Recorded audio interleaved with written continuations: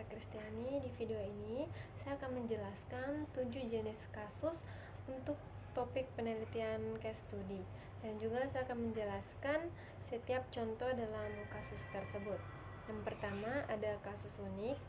Kasus unik adalah kasus yang berbeda dari biasanya atau jarang terjadi, sehingga peneliti ingin meneliti topik tersebut secara lebih mendalam. Contohnya itu sekolah di daerah terpencil berhasil meraih prestasi di tingkat nasional.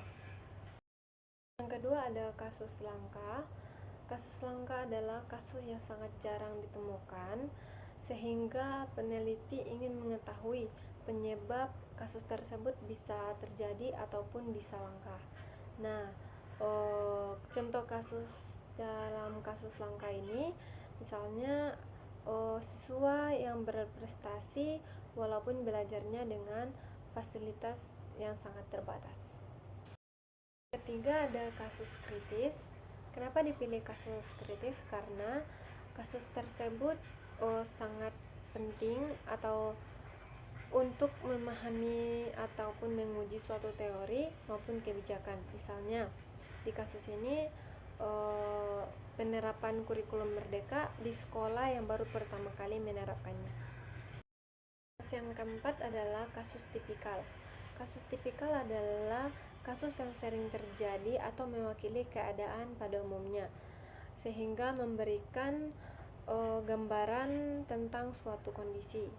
Contohnya pada kasus tipikal ini penelitian tentang proses pembelajaran PPKN di SMP negeri, di mana di sini digambarkan kondisi pembelajaran pada umumnya. Kelima ada kasus revelatory. Kenapa kasus ini dipilih? Karena kasus ini belum pernah diteliti atau sulit diteliti, sehingga memberikan pengetahuan baru dan juga informasi. Nah, misalnya ataupun contoh dari kasus revelatory ini penelitian tentang sistem pembelajaran di sekolah yang belum pernah diteliti. Yang keenam adalah kasus longitudinal.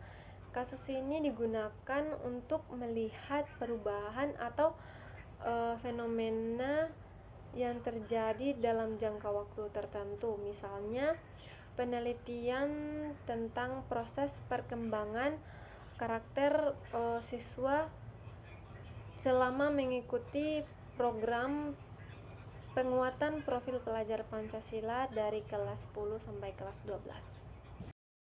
Yang ketujuh, yang terakhir adalah kasus instrumental.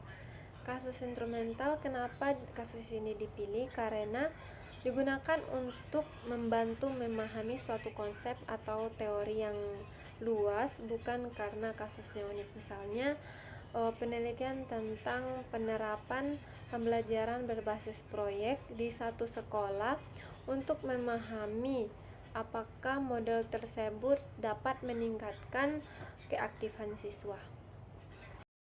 Jadi dari ketujuh jenis kasus tersebut ternyata memiliki tujuan yang berbeda-beda.